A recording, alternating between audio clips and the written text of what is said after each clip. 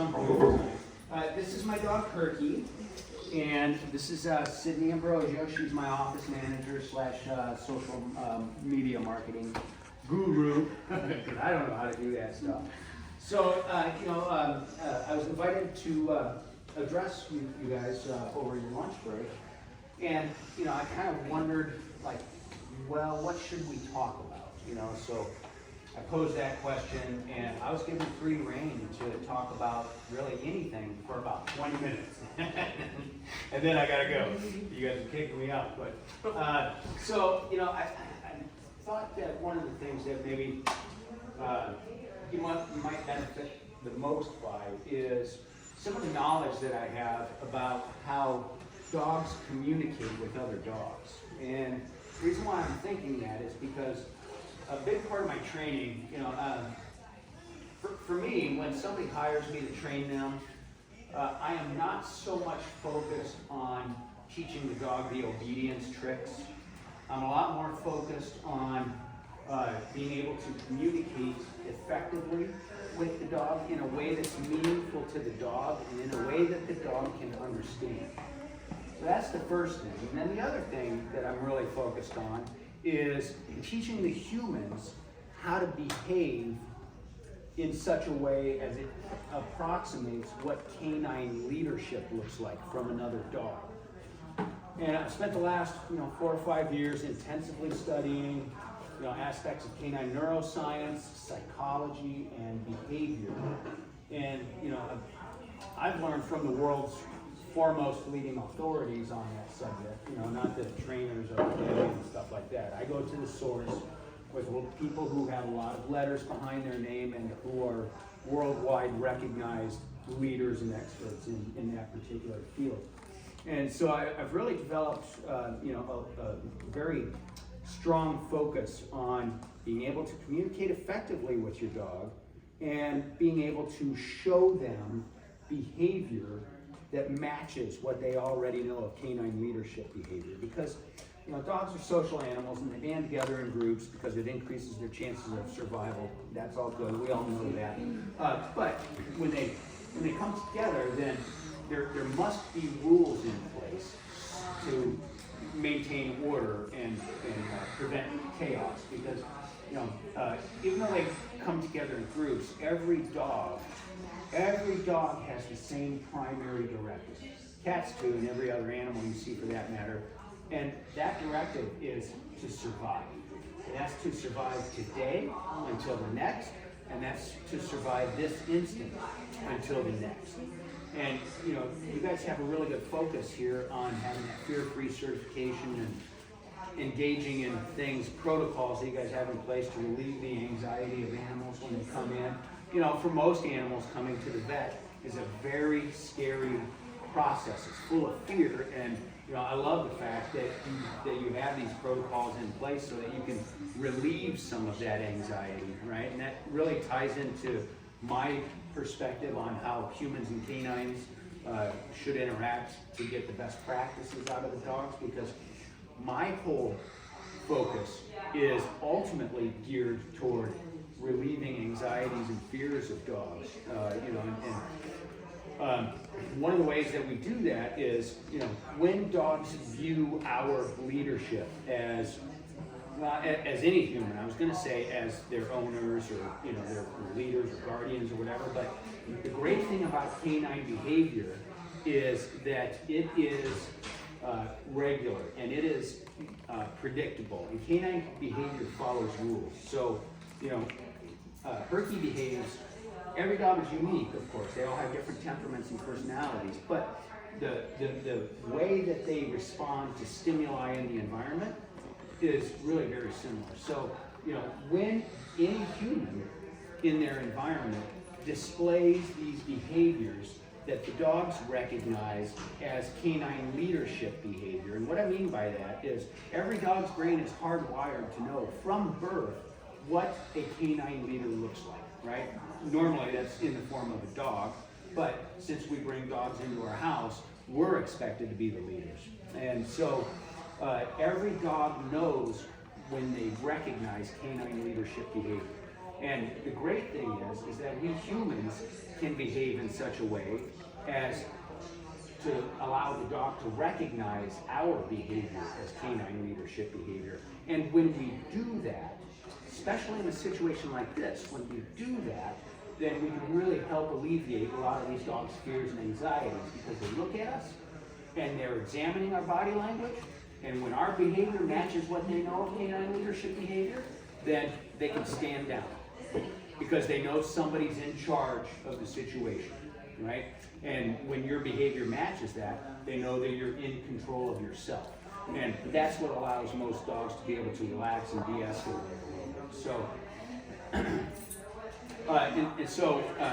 the easiest way to show a dog that you are an effective canine leader that they can trust right away from the very get-go, because I imagine you guys tell me, you walk into these exam rooms, and are you surprised a lot and you don't really know what you're getting when it comes to an animal? Or, a lot of these animals, I'm sure you see them time and time again, so you kind of know what to expect, right? But have you walked into a room and immediately the dog is on edge, and you guys know it and you feel it, and then you begin the exam, and then the dog continues to escalate, right? Okay, so there's a lot of things that you guys may be able to do that you're not already doing that will help de-escalate a situation just like that.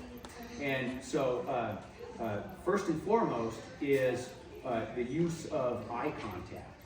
And so the reason why we're having this discussion is because canine leadership behavior is kind of maybe a little bit of a subset of how some humans behave. But most of the time, normal, everyday human behavior is almost exactly the opposite of canine leadership behavior. And so when we walk into the exam room and we just behave like normal humans, then we're probably going to be sending that dog the message that's exactly opposite of what we want to send them. Or that's what they're going to receive anyway. So one of the big things about eye contact, one of the big differences between dogs and humans is the use of eye contact.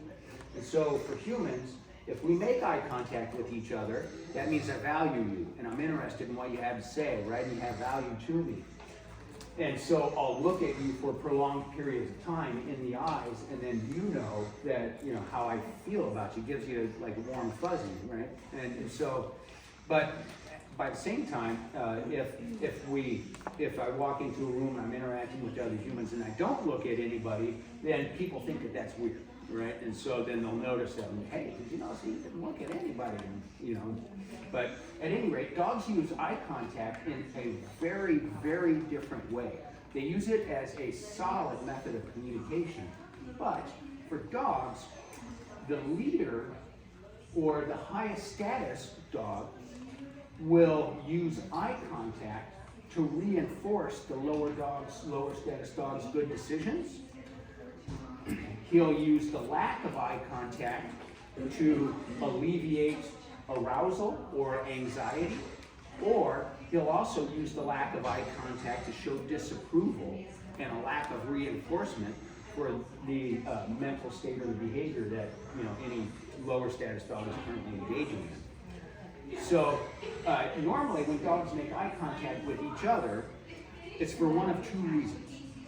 It's either an invitation to play, or it's a fear and intimidation tactic to get that other dog to stand down, or to drop a bone, or to turn around and yield space and move away, right? So dogs very rarely hold eye contact with each other for prolonged periods of time.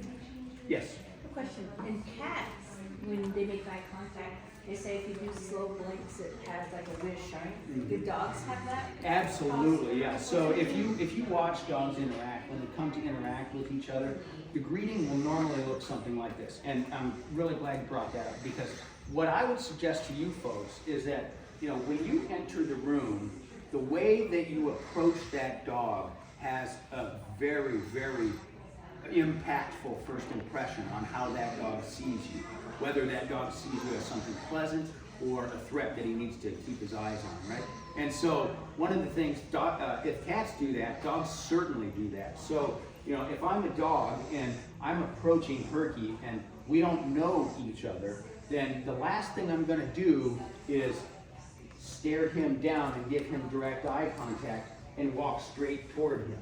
Because in dog-to-dog language, that means that me, as this dog, I have bad intentions because I'm walking directly at him and I'm staring him down as I do, right? And so when you walk, I'll answer your question here in just a second, but okay, so when you walk into the room, you're going to be a lot better off if you slowly open up that exam door, and if you were to kind of back in the room instead of walking straight into the room. If you kind of back into the room, and if the exam table is over here, you would be much better off if you opened up the door, backed in, and then directed your body or kind of around like that instead of opening up the door, looking at the dog, and walking straight at it. Okay? So then another thing dogs do when they greet each other, unknown dogs, for the first time, is instead of walking straight at each other, they will come at each other at an arc or an angle.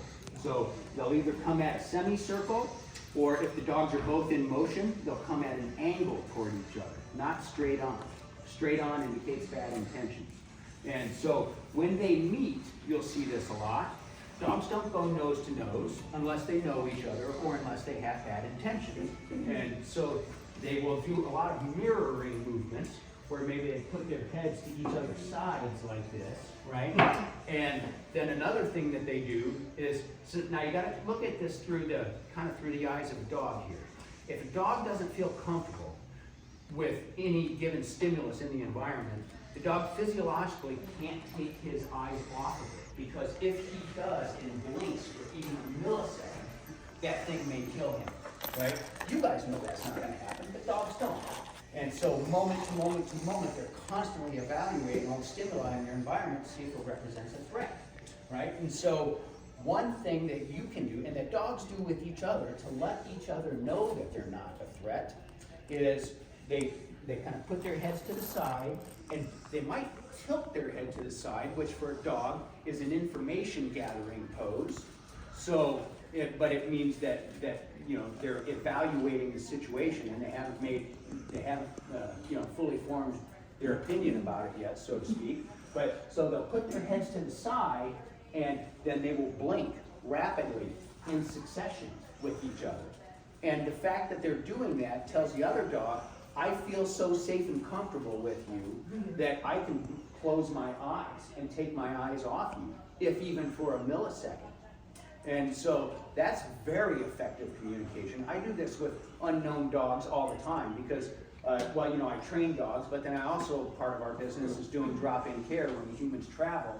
Then we come into the dog's house several times a day and we interact with that dog and do highly reinforcing activities with that dog. But I have like 6 people on my staff that go and do this stuff. So we all have to be able to know how to communicate effectively with these dogs and not send them into a flight response so they run away from us and go hide under the bed and then we can't interact with them. So that's what I taught all of my people is that, when you go to greet these dogs, the last thing you want to do is to stare at them down and walk straight at them and then bend over them, because every single one of those 3 actions are a threat action for a dog, right? And so what you're going to be better off doing is coming over to the side, dropping down, turning your head to the side, and then blinking a couple of times. And then that will really help to set the dog at ease. Okay? In my training methods, I use marking as a method of communication, and it's highly successful. And what that means is, it's a clicker, right? Everybody knows what the clicker is. Not many people really, I think, understand how to use it or how it's used to communicate. And this might be something that you might want to experiment with and just see if it has any effect on any of your patients.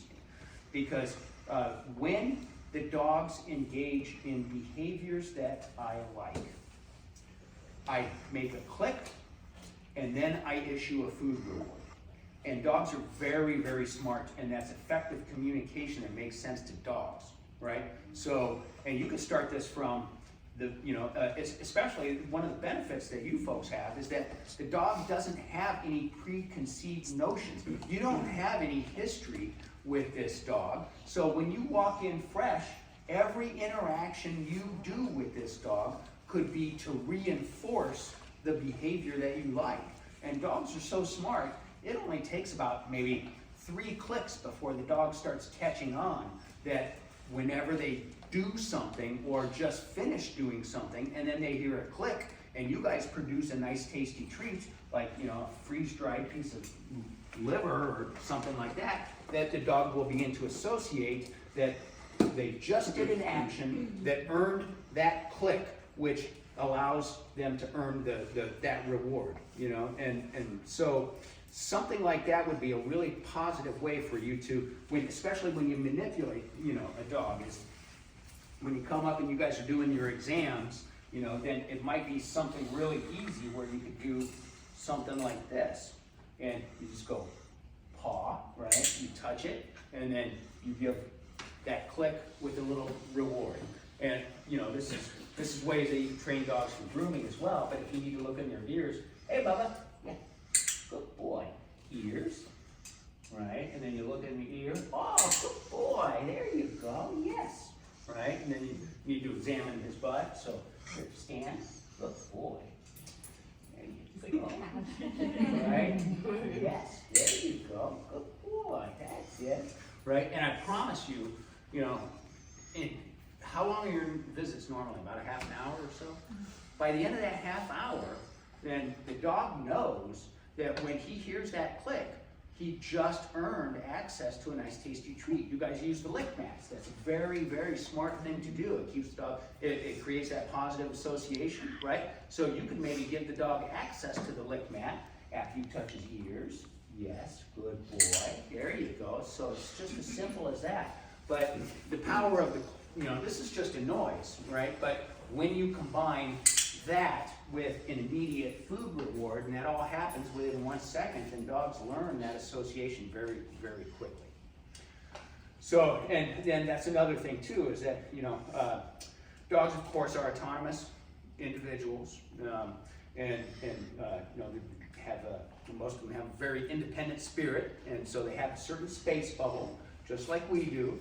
And one of the things that humans aren't really cognizant of most of the time is the resource, the value of the resource of space. And for dogs, space is even a more valuable resource than food. In dog language, whoever controls the space is the leader, and the leader is whoever controls the space. And so that also includes access to their personal being, right? So I'm invading his space if I go to touch him.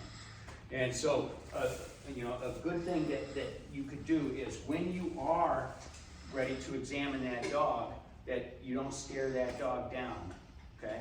So, and you can just do this and then look, not directly at the dog, and then you can examine his ears. Here, can I see your paw? Oh, what a good boy, right? And then by very shortly into that visit, that dog is going to be feeling a lot better about letting you put your hands on him, right?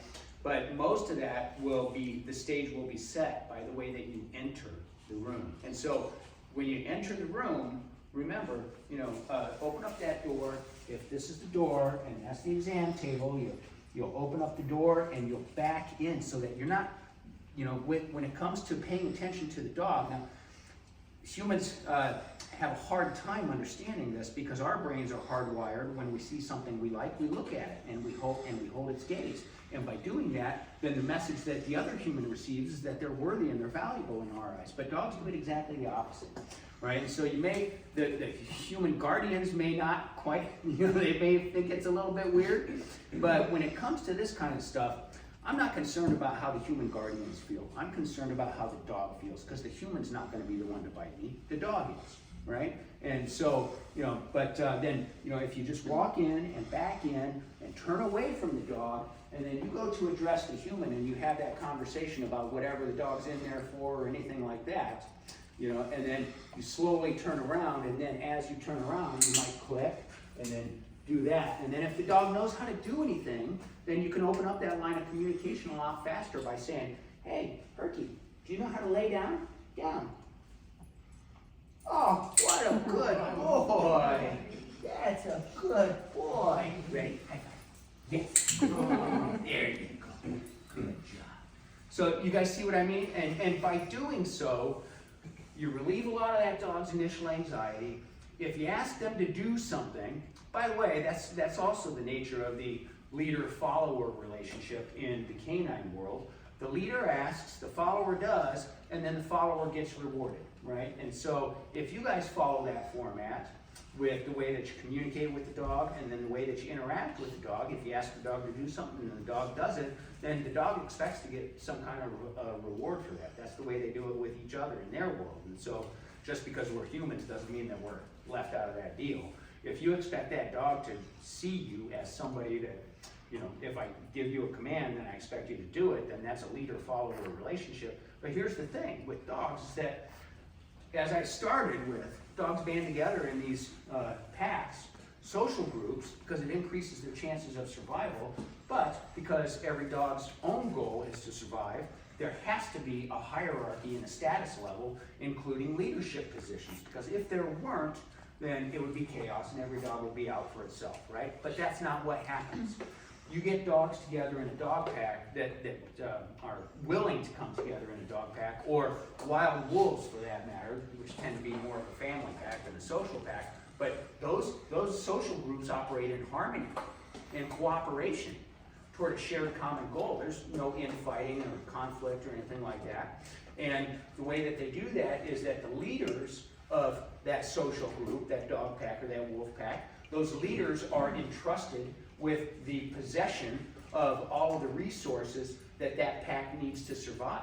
So we think of food as the most obvious one, and you know, for humans, that's what almost everybody says. But the dogs see value in a lot of other resources differently than humans see value. So, you know, our temptation is to walk into this exam room, stare the dog down, walk straight at it, raise the pitch of our voice, oh, isn't you cute little boy, right? And then stick our weapons out and try and, you know, pet the dog or something like that. But you're going to be much better off if you were to communicate with them the way that they communicate with each other. And then if you take charge of the situation and ask the dog to do something for you, then that automatically puts you in the position of a leader, right? And then if the dog does it, then boom, you guys are on the same page. And now you can work together, okay? And you can reward the behavior that you like, and the dog will give you more of that behavior. Because just to round out that thought about, you know, dogs being in social groups, there must be a leader in any given situation. And if the dog doesn't recognize your behavior as leadership behavior, and the interaction isn't that of a leadership, then, you know, the dog is more than likely going to try and step up to the plate and say, oh, none of the humans here are being a leader. It looks like I got to do it, right? And that's when we get a lot of dog reactivity, is because the dog senses that none of the humans are in charge, and one of the in-charge traits is personal safety of the dog. And so if the dog feels that lack of leadership, then he's going to be like, looks like I got to protect myself. Right? And so, all right, well, you guys have any questions? I do. Yes. Can we just stop Yeah. What if, there are instances when a pet would come in and may not be enticed by a food treat. Yes. In that instance, is there any other Excellent point. positive reaction that you can Yes. give a pet if Yeah. they don't want the treat? So glad you brought that up. Yeah, when it comes to taking food, if a dog will not take food in a situation like this, it's because the dog is too anxious and fearful. And if the dog doesn't feel safe and doesn't feel comfortable, it physiologically cannot eat, because the energy that would have been directed toward its digestive system gets redirected toward its fight, flight, or freeze system. So therefore, that's a good way for you guys to take the emotional temperature of your dogs. If you walk in and offer them a tasty treat, very high value, not something like kibble, but something like freeze-dried liver is a very high value. There you go, good boy, yeah. right? And the dog won't take it, then that is your indication that that dog is a fearful or in a very fearful or high anxiety state. And as far as for me, as a behaviorist, the dog who is fearful and retreating is the dog that scares me the most. Not the dog that wants to get at me and eat me. I can handle that, but the fearful, retreating dogs are the ones that will bite out of fear, and that's a bad deal because then they feel that their life is being threatened. And once that dam breaks, then they may just keep going right at it. So, but in answer to your question then, if the dog won't take the food reward, that's fine. I alluded to this before, but I didn't round it out, is that the resources that dogs find highly valuable in a different way than humans are eye contact, physical touch, affection, attention of any kind, including eye contact, and access to space, okay? And so we humans don't even consider space as a resource unless somebody gets too close to us and then we're like, dude, get out of my face, man, right? But for dogs, space is like a big giant neon sign, and that's why I said whoever controls the space in the dog's mind is the leader, and therefore the leader is whoever controls the space. So if you walk in and you quietly and calmly control the space, and by that what I mean by that is you restrict the dog access to move off of the table calmly, or you can use your spatial pressure to move into him, to have him back up a little bit, but then when he does that, then you back off to relieve that spatial pressure. Dogs are very, very cognizant of this stuff, and especially eye contact and attention and physical touch, right? So we humans are hardwired completely differently. If we like something, if we love someone, we want to give it affection freely, and we want to give them our attention, and give is the operative word, because the human on the receiving end of that understands the transaction that's taking place. Oh, my boyfriend bought me flowers for 5 days a week and I didn't have to do anything for it, right? And that makes sense to all of us. But it does not make sense to a dog, because a dog's brain is hardwired to know that they have to earn access to everything they get. And they earn that access from the leaders or the higher status dogs who are in possession of these resources. So, it's kind of esoteric and a little, out there to think of eye contact or attention or affection as a reward, but it doesn't matter what we think, because that's what the dogs know. And what they know is that they have to earn eye contact from their leader. They have to earn affection from their leader. And they do that by engaging in behavior that they know the leadership likes. And when they do that, then it's the leadership's job to reward them with one of those resources. And so, for dogs that are highly anxious like that, I would avoid looking at that dog entirely. Okay. So part of our deal as humans is we want to stare that thing down so we can be ready in case it makes a move and we need to, defend ourselves or whatever. But what the dog knows is, if I walk into that room and I don't look at him and I take my weapons and I put my weapons away, and even the way that I lean, if I lean back from him, okay, so let me just walk you through this. When I meet a dog, this is what I do, and I would highly recommend this, is the doorbell rings, the human opens up the door, the dog is almost always right there at the door, crowding his way out, right? So they open up the door, and the way that I greet them, most people are like, probably standing something like this at the door. And the dog sees that foot pointed directly at them in front. That's called an intention movement. And that tells the dog that I'm coming straight toward him, right? Then I have my hands on my hips usually, as most people do, it's fairly common. Or I'm standing straight like this, which makes me look bigger, more imposing, right?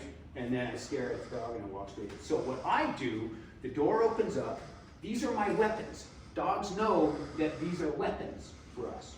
Dogs know these are weapons because those are the dog's weapons. So the flashing of teeth it can be something that will raise a dog's anxiety because that's what dogs do to other dogs to communicate, right? So I take my weapons, I put them here because I don't need them. And this is the mindset you guys should have when you walk in there. I'm so confident in my ability to lead you, I don't need my weapons. I can put them away. And furthermore, I'm so confident in my ability to lead you, I don't even have to look at you. So when that door opens up, my eyes are up and away. And I'm leaning back this way, away from the dog, because this looks insignificant to us. To dogs, again, it's a big, giant neon sign. And I don't have my foot pointed at him, I have it pointed this way. And then I walk in the door, the dog's jumping all over me, acting crazy. I completely ignore the dog. I address the humans. I don't even look at the dog until the dog does something I like, which is usually sit, right? So I have a seat. I begin my consultation with the people. The dog kind of saunters over and sits. As soon as he sits, I go, yes, good boy. And then I'll pull something out of my bag and give it to him. And then I'll say, hey, break, okay? Right, and then I'll toss, I love this, I toss food all over people's floors. And they love me for it, right? Okay, place. But then I tossed food, giving the dog permission to leave and retreat from me, which makes it feel safe. And then the dog immediately comes right back and sits down. Because that's what I just rewarded him for. So he comes back, and then the people are like, oh my God, is that magic? No, it's communication with the dog in a way that they understand. You know, so does that answer your question? It does. I think the affection and the eye contact, just even giving space. Yes, yeah. I was just curious if there was another thing to try. Right. If they don't like the food. Right, yes, yeah. So then, you know, I guess another thing too is that we're talking about a lot of behaviors, but dogs have mental states. You know, they have high anxiety states, fear states, happy states, all that, right? And so you can train a mental state with a dog just like you can a behavior. I can train him to calm down. Herky, settle. That was gonna be my question about, you said that one that's coming at you, we know what to do. Okay, we have those every day. On our end, we kind of redirect them. If they're too aggressive, we revisit the medication and stuff. But Yeah. is there something we could do to de-escalate that? To de-escalate exactly what? The dogs That wants that want Yeah. to, yes. Yeah. And you just said settle, I mean, they haven't had that before. No, On they- our they- end, what can we do before we Walk- tend to reach Walk in medication? quietly and calmly and slowly without paying any attention whatsoever to the dog. And it's amazing. It's really amazing. You know, I'm guessing that almost all of you open up the door, flash your teeth, look straight at the dog, and walk directly at it. And everything that you just did sets that dog on edge. So when we walk in and before we approach the dog, there's something in there that, what can we do differently? So you... Like an aggressive dog, a dog that's already on edge, a dog that's already Right. fighting. Right. Yeah, I mean, okay, so this would be a great idea. In addition to everything I said, the door opens up, you back in, you might drop some treats on the corner of the table and turn around. You've never had any contact with the dog, you still didn't look at him, right?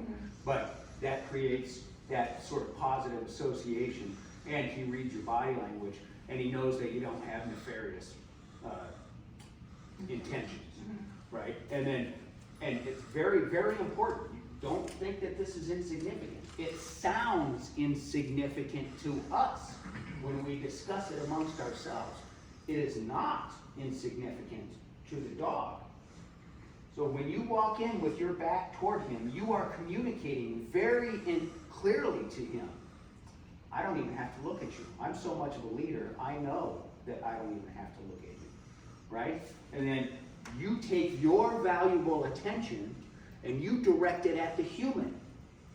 That dog's going to be watching you the whole time. But the fact that you're not directing your energy at him lets him go, whew, okay, all right, maybe it's okay, right? And then that dog will generally relax, and that means he'll show some physiological sign. He'll sit, maybe he'll visibly, relax a little bit in his mental state, and any change in that you notice, you guys are still going to be looking at him out of the corner of your eye. You're not going to be looking directly at him, but you're going to be looking for this, because when there's any sort of a de-escalation in his mental state or his behavior, then that's when you would turn your eyes to him and go, yes, hey, good boy, right? And you drop that, and then you go back around and you talk to the human again and figure out why you're there. And then when all that's taken place, then you can turn around to the dog, and I still wouldn't look him straight in the eyes, but I might touch him. There you go, good boy, and just let him know what my intentions are. Dogs are really smart. And so, and they already know, because every dog knows this, that if their behavior matches what I want, if I'm presenting myself as the leader, then I'm going to give them a reward for that. They've earned a reward for that. So, when you make them, through their good behavior, de-escalating their anxiety or their behavior, then they have earned access to your eye contact, or your attention, or your affection, or a nice, high-value food reinforcer. There you go. And the way that you let them know is through the click or the mark. You don't have to use a clicker. You can say, yes, good boy. There you go. As soon as you say that, it just matters that they happen right next to each other. And the mark comes before the food. It must come before the food, otherwise it's ineffective. That's just classical conditioning. Did that answer your question? Yeah, because we tend to have dogs that they tolerate so much of the ticks go in, but by the time we walk in, right, they're past that. Yes. So I always try not to very directly not make eye contact, right, and sometimes yes, they're already escalated by the time I come in, because they've had right, their temperature taken and their heart listened to, and I reach for them and they're already, then that's when they snap. Yeah, that's trigger stacking is what it's known as. And so coming here is one trigger, then being secluded in that small room is another trigger. A strange human walks in, that's a third trigger. They have to stand up on that stainless steel table, that's a fourth trigger.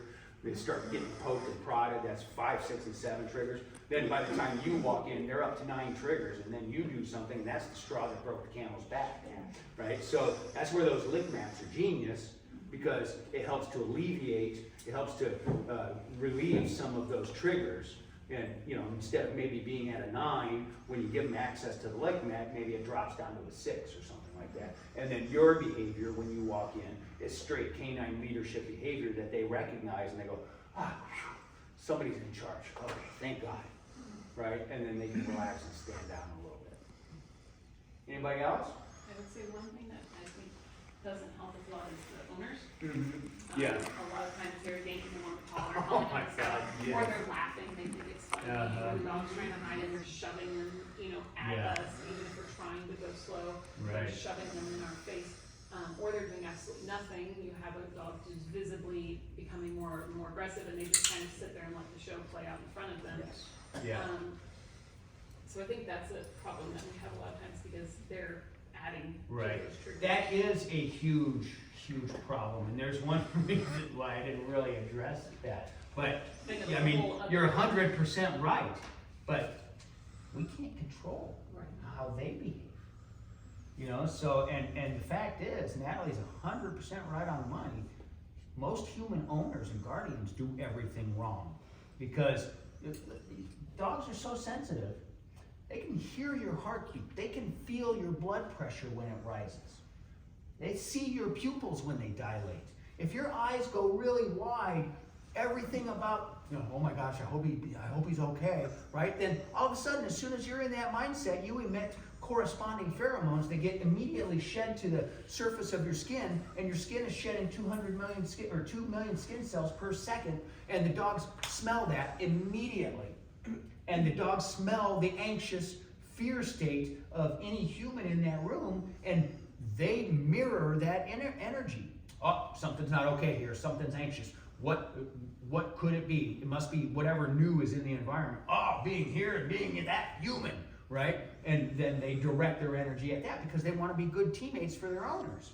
And if their owners are uncomfortable with the situation, then they're communicating through all of those ways to the dog that the dog should be uncomfortable in that situation as well, right? So, I don't know, maybe you can tell them to take several deep breaths. You know?